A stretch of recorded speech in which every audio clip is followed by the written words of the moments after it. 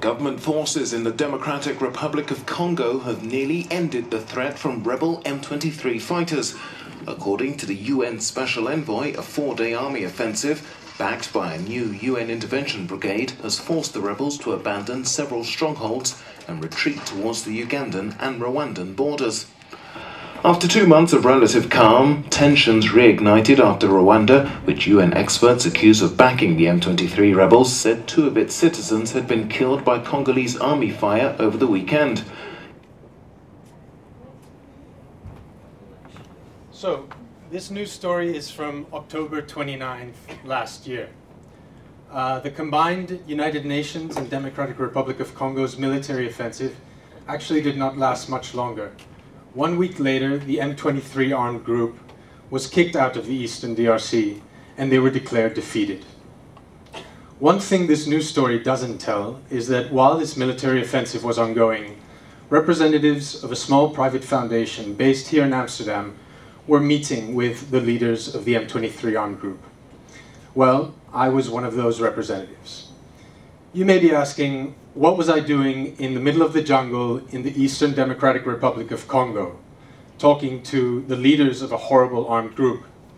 Well, I was actually just doing my job. So I work at the Dialogue Advisory Group. The Dialogue Advisory Group helps states, international organizations, and armed groups communicate between each other. Our objective is to reduce or end violence in countries in conflict, and we do that through dialogue.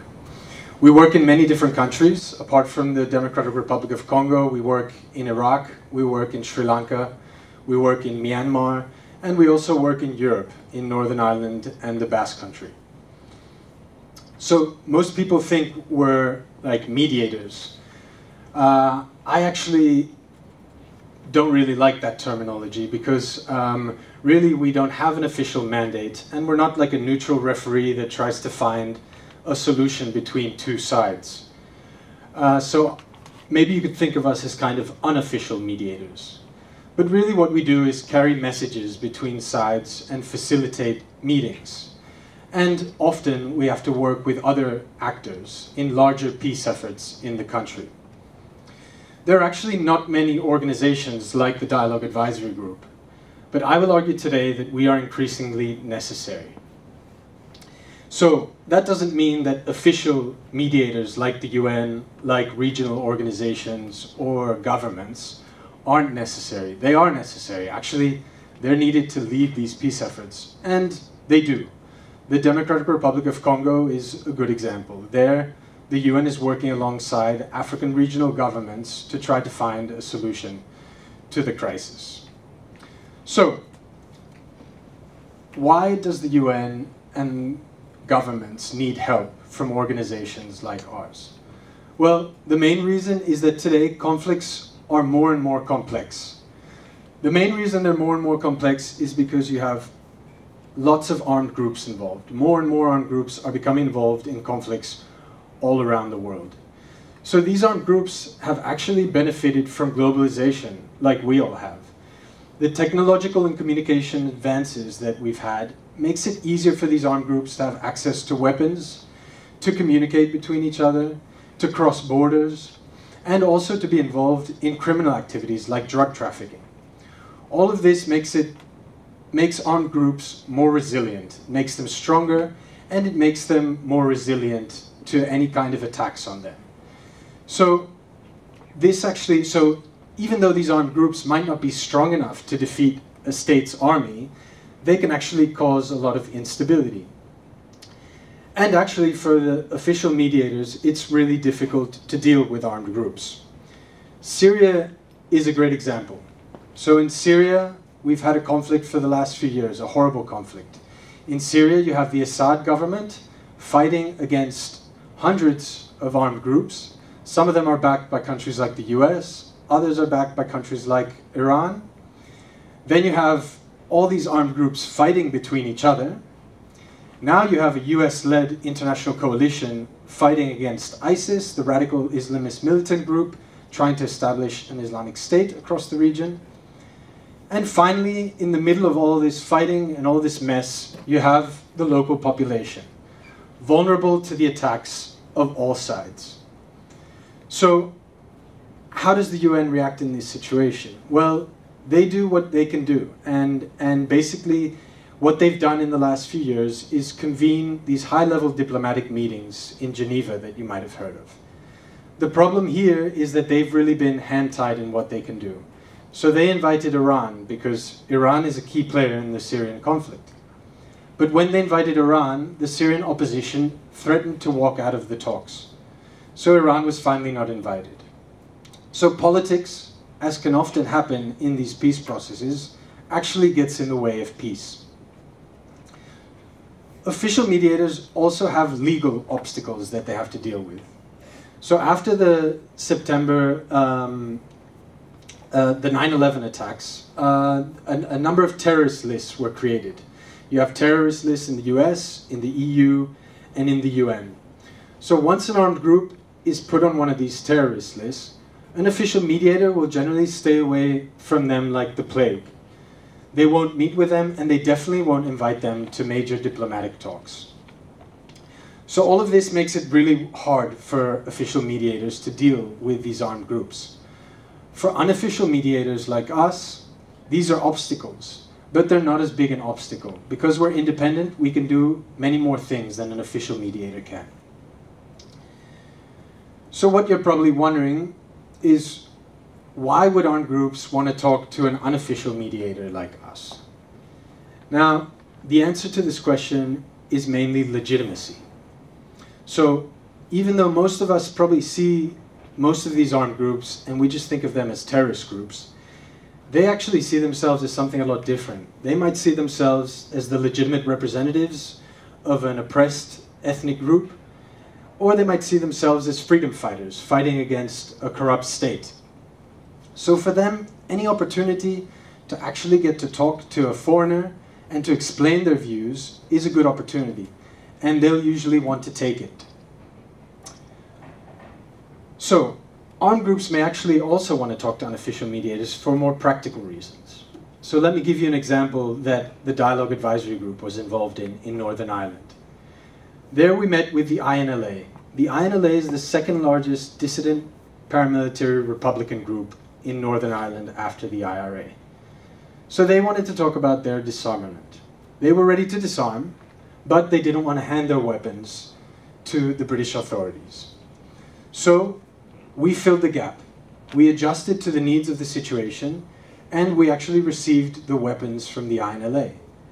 That way, we helped an armed group get rid of their weapons, and we helped the relevant states get rid of a serious problem.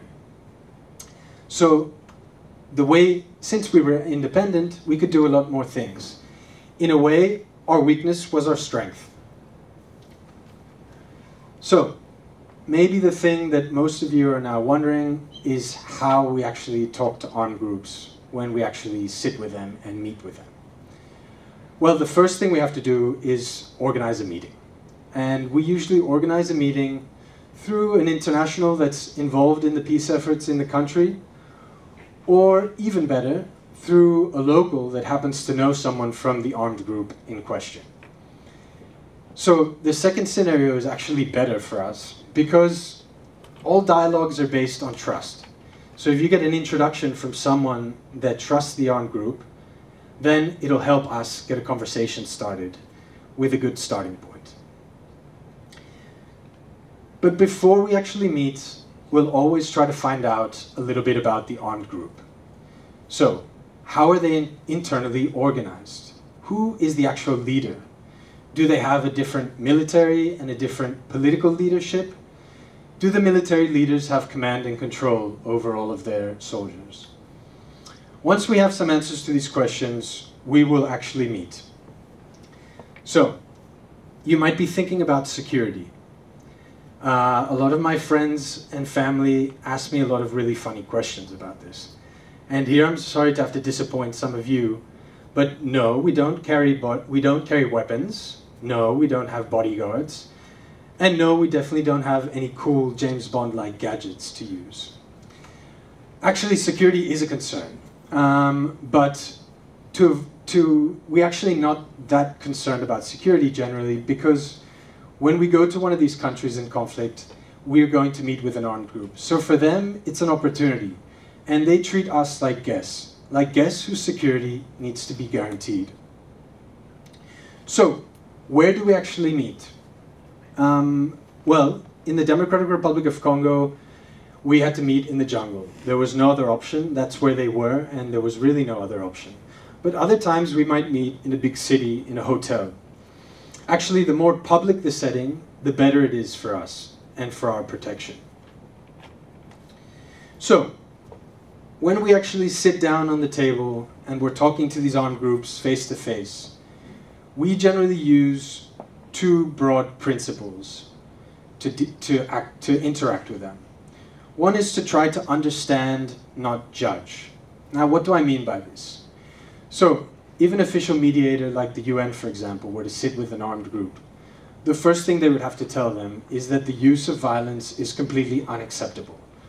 They would have to tell them that a number of attacks they've done were horrible and that they needed to establish a list of preconditions to meet with them again. So because we are independent, we actually don't have to do that. Our objective is to get a conversation going and to slowly build trust. So instead what we'll do is just ask them, why are you using violence? And that way we get the conversation going. The second principle that we generally use when talking to armed groups is to differentiate between goals and methods. So for example, if we're talking to an armed group whose objective is to create an independent state, even though we might not agree with that objective, we will never tell them that. Because frankly it's irrelevant. We will simply talk to them and ask them why they think using violence is going to help in their objective. And there, we will try to eventually convince them that violence is actually not the best way to achieve their objective, and may, for example, tell them to use politics instead of violence. So, as you can see, we really don't act like a kind of neutral mediator, helping between both sides, and acting like a kind of referee. Martti Ahtisaari, a former Finnish president, who was involved in lots of peace efforts and won the Nobel Peace Prize for it, defined the role of a mediator as a combination of that of a ship pilot, a consulting medical doctor, a midwife, and a teacher. So I really can't describe it any better. That's exactly what we do. It's not like a neutral mediator. We do a bunch of different things. We also try to help move a peace process along. So, mediating and talking to armed groups is really like any human relationship. You need to establish trust. You need to have patience. Sometimes you need to bite your tongue. Other times you need to be tough. But the objective is to keep the conversation going. And eventually you try to get progress. So, I work for the Dialogue Advisory Group, as I said, and we're actually a group that has managed to have some success. We've gotten some serious commitments out of armed groups. So that's actually made me a firm believer in the use of dialogue to end conflicts. So finally, I want to give you guys a word of advice. Most of you are students, going to finish school soon, probably thinking about your future, or at least you should be. And the theme of today's talks is Worlds Imagined. So I'm guessing a lot of the other speakers are actually going to tell you about the importance and the power of imagination and its limitless capacity. Well, I actually also want to tell you about the limits of imagination, or at least the limits of my imagination. So, when I was your age, I wanted to become a Spanish diplomat. My father, both of my grandparents, both of my grandfathers were Spanish diplomats. I really admired them. So my imagination could not really see much further. I would become a Spanish diplomat. However, I started working and I soon realized the kind of stuffy world of ministries and cocktail parties was actually not really for me. So I tried a bunch of different stuff. I worked in an NGO in Afghanistan. I worked for the UN. I worked in government in the office of the Spanish Prime Minister. I worked in international relations think tanks. And finally, somehow, I ended up here talking to you today about talking to armed groups. I could have never imagined that. So, my word of advice for you is to keep an open mind. The world is changing very quickly. New fields are emerging every day. So, listen to your parents and to your teachers' advice, but not too much. Keep an open mind, take risks sometimes, and whatever you do, keep having fun along the way. Thanks a lot.